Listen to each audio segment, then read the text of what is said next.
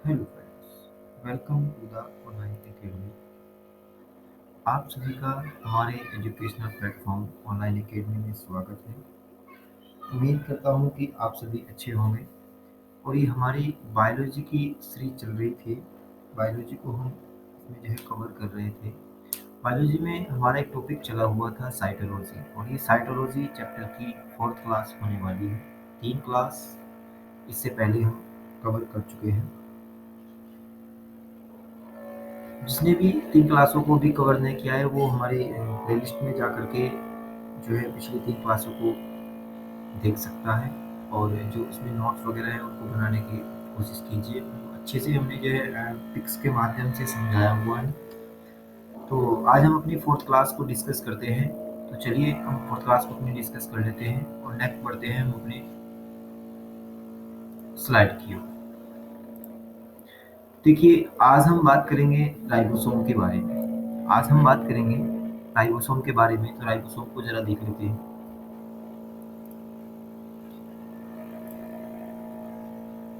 देखिए, राइबोसोम, ये राइबोसोम हमारी सेल के अंदर पाया जाता है। राइबोसोम की अगर मैं बात करूं तो ये लगभग लगभग सभी प्रकार की कोशिकाओं में पाया जाता है। राइबोसोम्स का जो मुख्य कार्य होता है वो प्रोटीन संश्लेषण का होता है। यानी हम कह सकते हैं कि सेल के अंदर अगर प्रोटीन संश्लेषण का जो कार्य करता है वो आपका राइबोसोम करता है। ठीक है, इसलिए इसको जो है प्रोटीन फैक्ट्री के नाम से जाना जाता है। ये हम अन्य नाम कुछ जान रहे हैं राइबोसोम के बारे में। मेनली अगर हम बात करें तो ये जो राइबोसोम होता है बहुत सूक्ष्म मात्र होता है। सूक्ष्म मात्र बोले तो बहुत छोटे छोटे छोटे छोटे ऐसे करके बहुत छोटे छोटे अणुओं में, तो लाखों की संख्या में होते हैं हमारी सेल के अंदर। स्ट्रक्चर को जरा ध्यान से देखेंगे।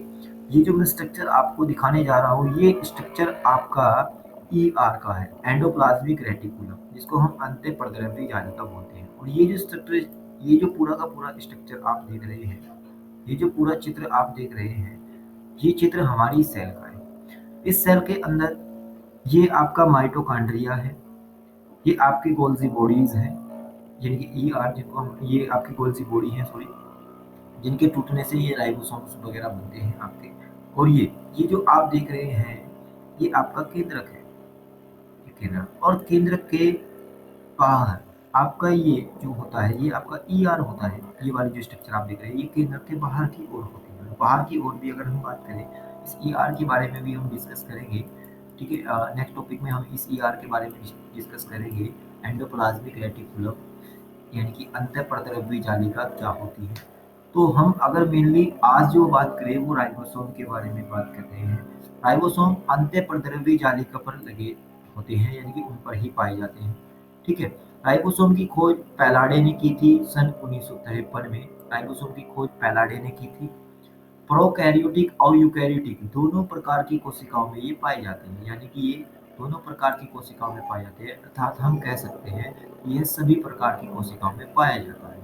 प्रोकैरियोटिक कोशिकाओं में, पिछली क्लास में मैंने बताया था कि प्रोकैरियोटिक कोशिकाएं होती है जिनमें एक, कह सकते हैं हम कि अपरिपक्व केंद्रक होता है। अपरिपक्व केंद्रक उपस्थित इसमें होता है।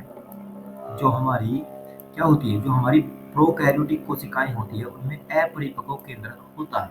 और जो हमारी यूकैरियोटिक कोशिकाएं होती हैं, यूकैरियोटिक कोशिकाएं, उनमें पूरी तरह से हम कह सकते हैं केंद्रक क्या होता है, उनमें केंद्रक जो होता है वो प्रेजेंट होता है। उनमें केंद्रक पूर्ण रूप से प्रेजेंट होता है। तो दोनों प्रकार की कोशिकाओं में राइबोसोम होता है। प्रोकैरियोटिक में उदाहरण आपके आ जाते हैं, जैसे आपका जीवाणु हो गया। ठीक है, जैसे आपका जीवाणु हो गया, माइकोप्लाज्मा इसी में आ जाएगा, मोनेरा जगत आ जाएगा। ये सब आपके प्रोकैरियोटिक कोशिकाओं में आ जाते हैं। जैसे आपका एक कोशिकीय जीव होते हैं, अमीबा टाइप हो गया, यीस्ट हो गया, ये सब प्रोकैरियोटिक कोशिका के अंतर्गत आते हैं। तो यानी कि राइबोसोम जो है वो प्रोकैरियोटिक कोशिका में आता है। परंतु हमने इससे पहले माइटोकॉन्ड्रिया के बारे में जिक्र किया था। माइटोकॉन्ड्रिया हुआ और आपका ये लाइसोसोम वगैरह हो, ये प्रोकैरियोटिक कोशिकाओं में नहीं होते। हम यूकैरियोटिक कोशिका की बात करते हैं तो यूकैरियोटिक कोशिका में भी उपस्थित होती हैं, जैसे आपके ह्यूमन बीइंग हो गए, यानी कि मानव वगैरह हो गए, एनिमल्स सेल हो गई, इन सभी सेलों में ये आपका राइबोसोम होता है। प्लांट सेल हो गई। ठीक है, आगे हम कुछ बात और करते हैं राइबोसोम के बारे में कि राइबोसोम में झिल्ली नहीं पाई जाती। देखो, राइबोसोम होते हैं सूक्ष्म मात्र होते हैं, इनमें झिल्ली नहीं पाई जाती। दूसरी बात, पादप और जंतु दोनों कोशिकाओं में ये प्रेजेंट होती है। ठीक है, पादप और जंतु दोनों कोशिकाओं में ये उपस्थित होते हैं आपके राइबोसोम।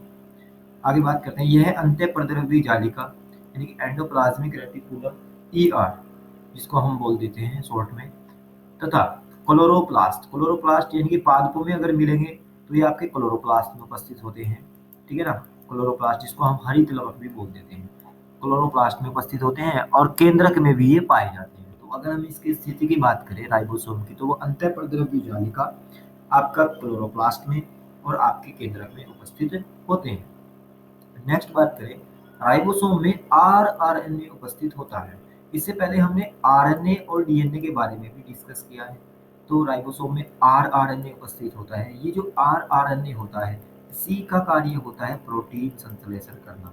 और प्रोटीन संश्लेषण ये किसके द्वारा करता है, तो ये राइबोसोम के द्वारा प्रोटीन संश्लेषण कार्य करता है। यह है सार्वत्रिक कोशिकांग है। अगर आपसे क्वेश्चन पूछे कि निम्नलिखित में से बताइए कौन सा सार्वत्रिक कोशिकांग है, अर्थात सभी कोशिकाओं में ये पाया जाता है, यह कोशिका का एक ऐसा अंग है जो सभी प्रकार की कोशिकाओं में पाया जाता है। और आगे जो पॉइंट होने वाला है वो भी बहुत अच्छे से, बहुत ज़्यादा इम्पोर्टेंट होने वाला है कि कोशिका का सबसे छोटा भाग यानी कि सबसे छोटा जो कोशिकांग है वो आपका राइबोसोम ही है। कोशिका की अगर हमें बात करूँ, कोशिका में मैंने एक तो आपको लार्जेस्ट बताया था, लार्जेस्ट बोले तो सबसे बड़ा। अगर मैं कोशिका के सबसे बड़े भाग की बात करूँ तो वो आपका न्यूक्लियस है यानी कि केंद्रक। कोशिका का सबसे बड़ा भाग है केंद्रक। अगर सेकंड लार्जेस्ट की बात करूँ, दूसरा सबसे बड़ा, तो दूसरा सबसे बड़ा आपका हो जाता है माइटोकॉन्ड्रिया, MT, माइटोकॉन्ड्रिया। यदि मैं सबसे छोटे की बात करूँ तो कोशिका का सबसे छोटा भाग तो वो आपका राइबोसोम हो जाता है। तो तीनों को याद रखेंगे बहुत अच्छे से, एग्जाम के लिए बहुत ज़्यादा इम्पोर्टेंट है ये। इस कोशिका का सबसे बड़ा भाग केंद्रक होता है। कोशिका का दूसरे नंबर पर जो बड़ा भाग होता है वो माइटोकॉन्ड्रिया होता है, जिसको आप पावर हाउस के नाम से जानते हैं, सेलो पावर हाउस के नाम से जानते हैं, और जयसूत्र कणिका के नाम से भी जानते हैं, कोशिका के अंदर कोशिका के नाम से भी जानते हैं, ठीक है। और राइबोसोम आपका होता है सेल का सबसे छोटा भाग। तो कुछ हम अन्य नाम जान लेते हैं। देखिए, यह है प्रोटीन फैक्ट्री इसको कहा जाता है क्योंकि यह प्रोटीन संश्लेषण का कार्य करता है। पैलाडे ग्रानुलेस इसका नाम रखा क्योंकि इसकी खोज पैलाडे ने की थी और इसने इसको नाम दिया था पैलाडे ग्रानुलेस, अपने ही नाम पर इसका नाम रख दिया था। तीसरी बात, इसको यूनिवर्सल कंपोनेंट ऑफ सेल क्यों कहते हैं, यानी कि सार्वत्रिक कोशिका। इस यूनिवर्सल कंपोनेंट ऑफ सेल का मतलब यही होता है कि सार्वत्रिक कोशिका। इसको इसलिए कहा जाता है क्योंकि यह सभी सेलों में, सभी प्रकार की जो कोशिकाएं होती हैं उनमें पाया जाता है। और एक और इम्पोर्टेंट, इसको इंजन ऑफ सेल भी कहते हैं।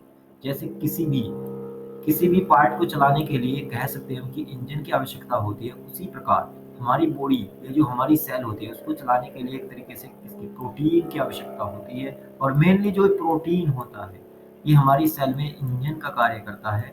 और प्रोटीन बनाता कौन है, राइबोसोम। तो हम कह सकते हैं कि राइबोसोम एक ऐसा पार्ट है सेल का जो इंजन ऑफ सेल, इंजन कहलाता है, सेल का क्या कहलाता है, इंजन कहलाता है।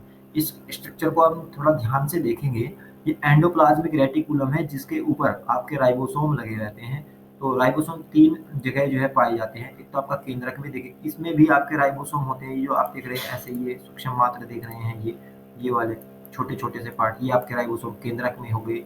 फिर हमने कहा माइटोकॉन्ड्रिया में, माइटोकॉन्ड्रिया में आपके सॉरी उसमें क्लोरोप्लास्ट में भी आपके पाए जाते हैं, क्लोरोप्लास्ट में। तो क्लोरोप्लास्ट आपका हरित लवक वगैरह होते हैं, पादपों में पाई जाती है। तीसरा ये आपका अंतःप्रद्रव्य जालिका में भी पाए जाते हैं। तो ये बात कुछ राइबोसोम के बारे में थी। आगे हम कुछ और जानते हैं राइबोसोम के बारे में नेक्स्ट। तो अब देखते हैं कि राइबोसोम जो है हमारे सेल का जो सबसे छोटा भाग होता है और बहुत ज़्यादा छोटे छोटे कणों के रूप में ये है हमारी बॉडी के अंदर उपस्थित होता है। ई से ई कोलाई, ये एक जीवाणु है जो कि एक अंडाकार यानी कि गोलाकार जीवाणु है। ई कोलाई इसका नाम है।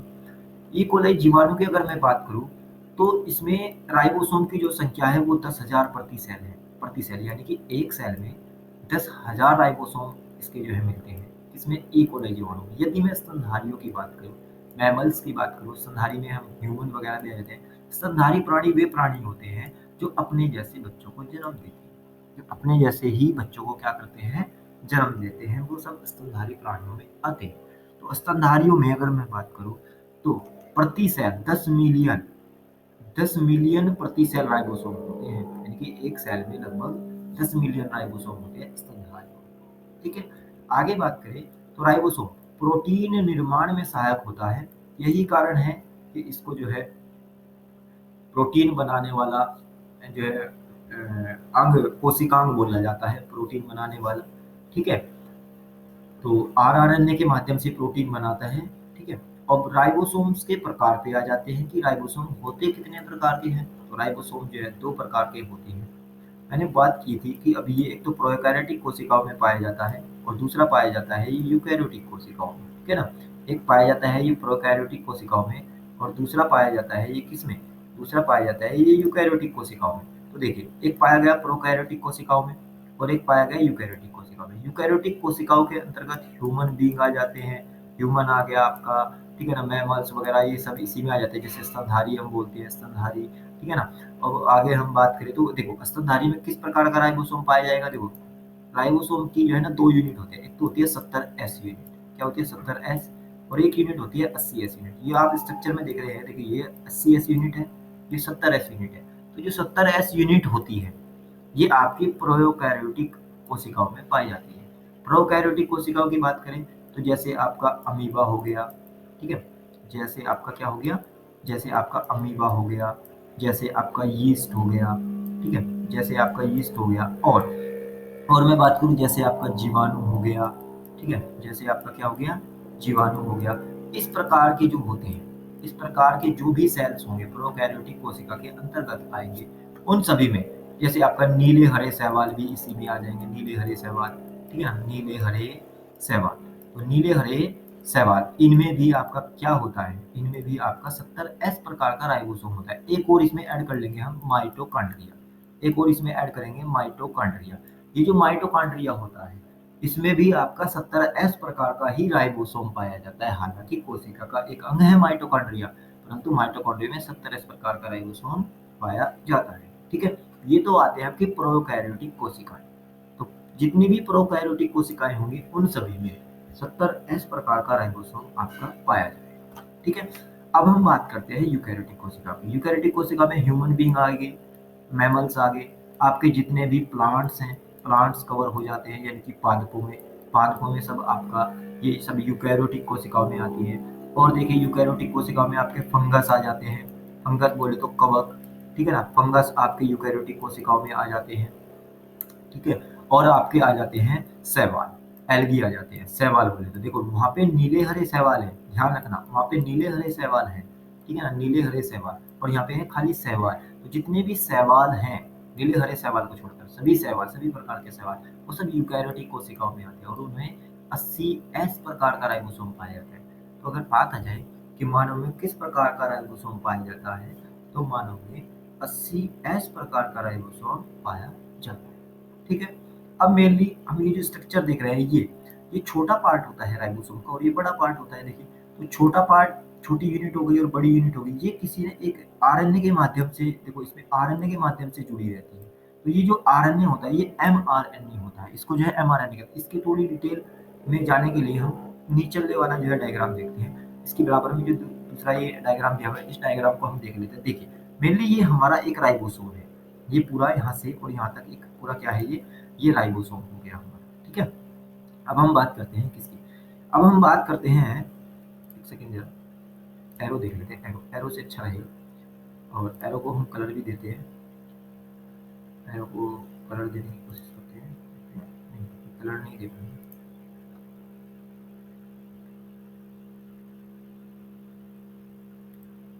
ठीक है, अब देखते हैं।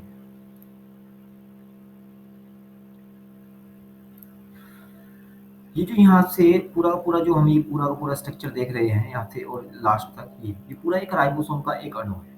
ठीक है, अब मैंने कहा कि बड़ा पार्ट और छोटा पार्ट, जो बड़ी यूनिट होती है और जो छोटी यूनिट होती है, ठीक है, उसकी ये एक राइबोसोम है, चाहे वो 70S का हो चाहे वो 80S प्रकार का राइबोसोम, उन सभी में एक जो बीच में एक कड़ी होती है, ये जो कड़ी दी हुई है ये आपका एमआरएनए होता है। क्या होता है, ये आपका mRNA होता है, और mRNA के ऊपर ही जस्ट लगा रहता है। ये जो आप स्ट्रक्चर देख रहे हैं, ये आपका पूरा टी की तरह का जो स्ट्रक्चर देख रहे हैं, ये आपका tRNA है। क्या है ये आपका tRNA है। ठीक है, देखो ये राइबोसोम की बड़ी यूनिट होगी, लार्ज लार्ज सब यूनिट होगी, ये आपकी स्मॉल सब यूनिट होगी। ठीक है ना। अब ये जो टीआरएनए होते हैं, ये होते हैं आपके एमिनो एसिड। ये एमिनो एसिड को इकट्ठा करने का कार्य करता है। क्या करता है ये एमिनो एसिड को इकट्ठा करने का कार्य करता है।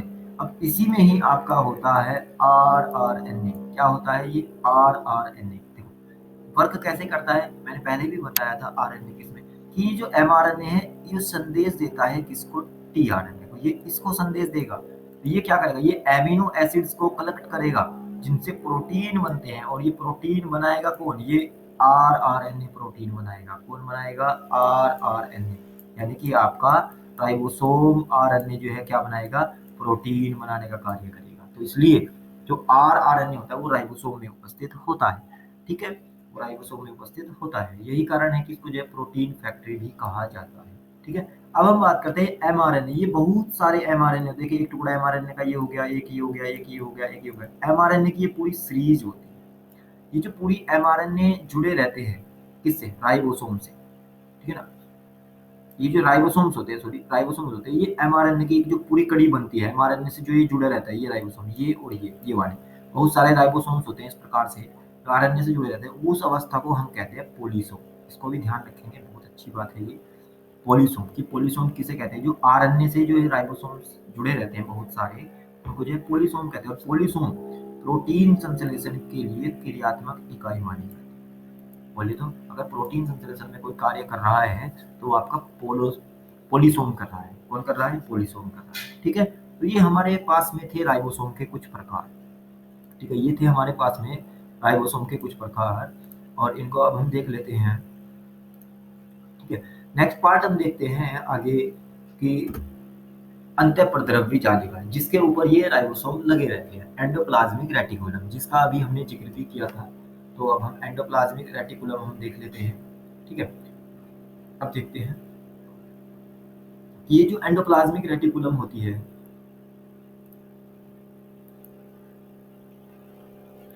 अंतःप्रद्रव्य जालिका इसको जो है कहते हैं। इसकी स्ट्रक्चर देखेंगे ध्यान से, पहले ध्यान से स्ट्रक्चर को समझेंगे। अगर स्ट्रक्चर माइंड में बिल्कुल हमारे सेट हो गई ना, तो इसके बारे में हमें जानना बहुत ही इजी हो जाता है, और बहुत ही अच्छे से हम इसको समझ पाते हैं। तो ये अंतःप्रद्रव्य जालिका होती कैसी है, देखिए मेनली ध्यान से देखेंगे बिल्कुल अच्छे से, कि अंतःप्रद्रव्य जालिका, ये हमारा जो स्ट्रक्चर आप देख रहे हैं, ये वाला जो स्ट्रक्चर है, ये आपका केंद्रक है, जो आपने केंद्रक पढ़ लिया है पहले, न्यूक्लियर, न्यूक्लियर है ये, सॉरी न्यूक्लियस है आपका। क्या है ये, न्यूक्लियस। अब देखिए ये जो केंद्रक है, इसके बाहर की ओर, केंद्रक के बाहर की ओर देखिए, ये हमारी कोई सेल है। ध्यान से समझिएगा, ये हमारी कोई सेल है, और मैंने बताया था कि सेल के अंदर क्या होता है, एक केंद्रक। ठीक है ना। अब ये सेल का क्या है, ये सेल का एक वो पार्ट है जिसको हमने सेल प्लाज्मा नाम दिया था, यानी कि कोशिका झिल्ली माना था। ये सेल झिल्ली कह सकते हैं हम इसको, ये सेल झिल्ली है, सेल प्लाज्मा है, इसको हमने कोशिका झिल्ली क्या कहा था, कोशिका झिल्ली। अब कोशिका झिल्ली और ये जो केंद्रक होता है, इसके भी बाहर एक झिल्ली होती है जिसको हमने नाम दिया था केंद्रक झिल्ली। इसको क्या नाम दिया था, इसको नाम दिया था केंद्रक झिल्ली। ठीक है, अब केंद्रक झिल्ली तो हो गई ये, और ये हो गई हमारी क्या, प्लाज्मा झिल्ली, यानी कि कोशिका झिल्ली। अब कोशिका झिल्ली और इस केंद्रक झिल्ली के बीच में उपस्थित होती है आपकी ये ER, यानी कि यहाँ पे ऐसे। इसकी अगर हम कंडीशन की बात करें तो ये ऐसे लगी रहती है। देखो डायग्राम में देखो, ऐसे लग रही कि नहीं लग रही, ठीक है ना, ऐसे लगी रहती है। और इस साइड में भी ऐसी लगी रहती है, यानी हम कह सकते हैं कि केंद्रक झिल्ली और कोशिका झिल्ली के बीच में उपस्थित होती है कौन, अंतःप्रद्रव्य जालिका। ठीक है, अब ये जो अंतःप्रद्रव्य जालिका होता है, इस पे आप ये छोटे छोटे से, आप छोटे छोटे से अणु देख रहे होंगे, ये आपके लगे होते हैं राइबोसोम। क्या है ये आपके हैं राइबोसोम। ठीक है, अब हम बढ़ते हैं अपने पॉइंट्स की तरफ, जो इंपॉर्टेंट पॉइंट होने वाले हैं उनको देखते हैं। तो अंतःप्रद्रव्य जालिका यह है एक झिल्लियों का जाल है, जो जो कि केंद्रक झिल्ली तथा कोशिका झिल्ली के बीच में होता है। देखो इसकी स्थिति ये यहाँ पे केंद्रक झिल्ली है, और यहाँ पे आपकी होती है ये कोशिका झिल्ली ऐसे। ये पूरी ऐसे हम अगर देखें तो ये हमारी पूरी सेल हो जाएगी ऐसे, ये कोशिका झिल्ली के बीच में उपस्थित होता है। ठीक है, चलो आगे हम देखते हैं आगे हम देखते हैं कि उस खोज किसने की थी, तो इसकी खोज की थी गार्नियर ने। तो गार्नियर ने अंतःप्रद्रव्य जालिका की खोज की थी 1897 में, ठीक है ना। और इसने इसको नाम दिया था एरगेस्टोप्लाज्म। क्या नाम दिया था? एरगेस्टोप्लाज्म।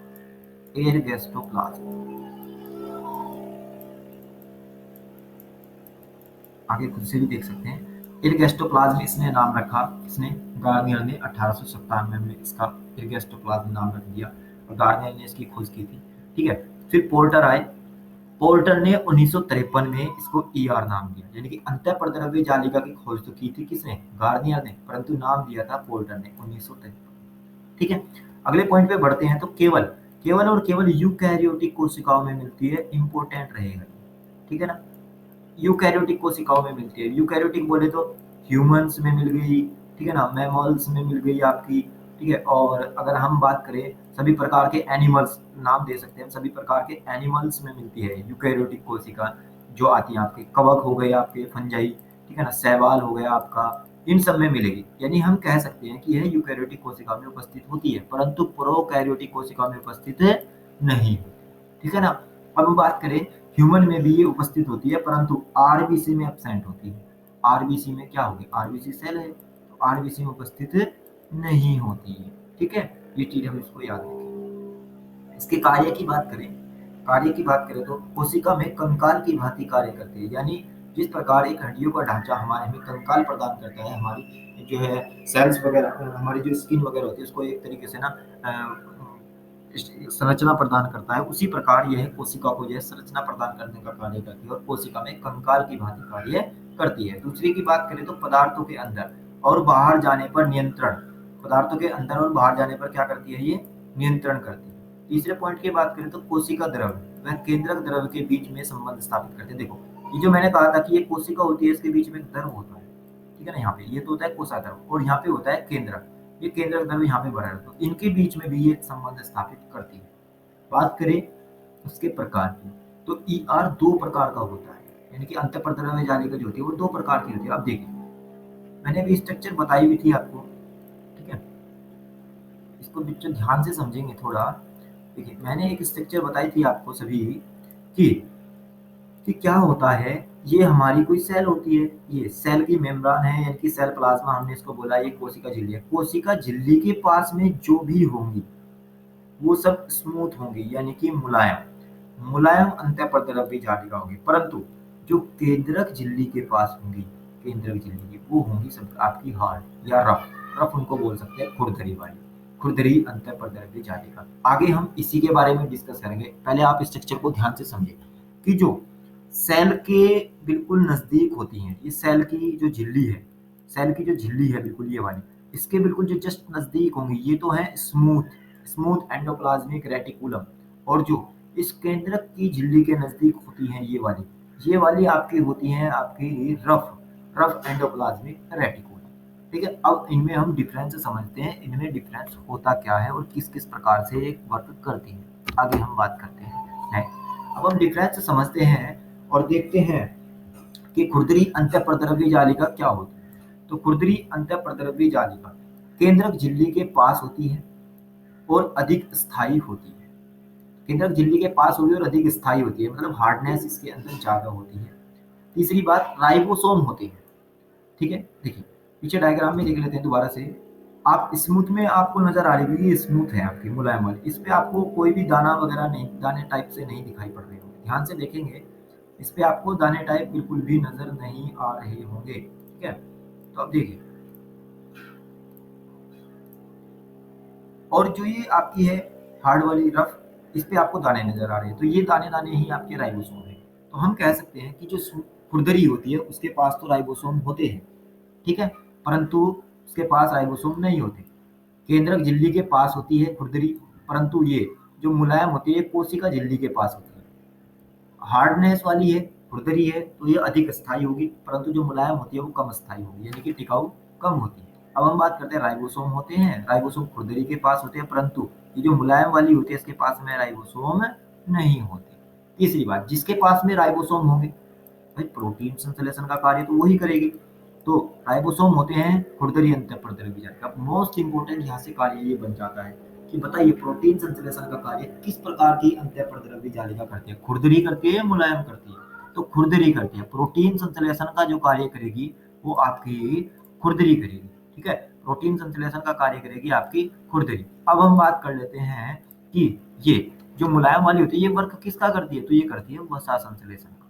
ठीक है ना, वसा देखो फैट्स का कार्य करती है, जो आपके लिपिड्स होते हैं। फैट्स हो गए, फैट्स को ही आप लिपिड भी बोल सकते हैं, लिपिड बोले तो आप वसा भी बोल सकते हैं। इन सब का संश्लेषण कौन करेगा, तो वसा का संश्लेषण हमारे अंदर करते तो है ईआर, परंतु ईआर में कौन सा, मुलायम अंतःपरद्रव्य जालिका। देखिए यहाँ से भी इसमें भी कोई दिक्कत नहीं है, आराम से याद हो जाएगा। वसा क्या होती है, वसा आपका घी हुआ, दूध हो गया, आपको वहीं से तो वसा मिलती है, घी दूध वगैरह हो गया। और घी दूध क्या होते हैं, ये आपके मुलायम होते हैं, चिकने होते हैं बिल्कुल, तो वही चीज सॉफ्ट होते हैं बिल्कुल। तो वसा का संश्लेषण करते हैं, सॉफ्ट वाली जो अंतःपरद्रव्य जालिका होती है वो आपकी वसा का संश्लेषण करती है। खुरदरी, खुरदरी का बोले तो दानेदार। अब दानेदार होंगे किस पे, खुरदरी पे, दानेदार होने की वजह से वो खुरदरी है। तो खुरदरी बोले तो प्रोटीन संश्लेषण का कार्य करती है। क्लियर, तो मुझे उम्मीद है कि आपको ये क्लियर हो गया होगा। अब मैं बात करता हूँ आगे कि प्रोटीन संश्लेषण का कार्य हमारी बॉडी के अंदर कौन कौन चीजें करती है, मतलब हमारी सेल के अंदर कौन कौन पार्ट करते हैं प्रोटीन संश्लेषण का। अब देखिए, एक तो होता है आपका आरएनए। आरएनए में अगर मैं बात करूँ तो आरएनए, आरएनए में भी आरएनए करता है। एक हो गया आपका राइबोसोम। अब राइबोसोम में क्या मिलता है, राइबोसोम में ही तो आरएनए मिलता है। तो राइबोसोम, आरआरएनए, और तीसरा आ जाता है आपका रफ ईआर, खुरदरी अंतःपरद्रव्य जालिका। ये तीन पार्ट होते हैं हमारी बॉडी के, हमारी सेल के अंदर, जिनमें जो है प्रोटीन संश्लेषण का कार्य करती है। ठीक है, तो ये था आज की क्लास में। उम्मीद करता हूँ आपको ये क्लास बहुत अच्छे से समझ आई होगी। तो इसीलिए आप वीडियो को जो है ज़्यादा से ज़्यादा लाइक करें, ज़्यादा से ज़्यादा शेयर कर दें, और चैनल को जो है सब्सक्राइब करें। आगे का लेक्चर भी होगा, और सेल का हम उम्मीद करेंगे कि सेल पार्ट जो है हम इसमें फिर इंक्लूड करके आपको अच्छे से वीडियो प्रोवाइड कराएं। तो वीडियो को जरा देखिए, अपने नोट्स बनाएं। उम्मीद करता हूँ कि इससे बाहर एग्जाम में नहीं आएगा। ठीक है, तो बाय बाय।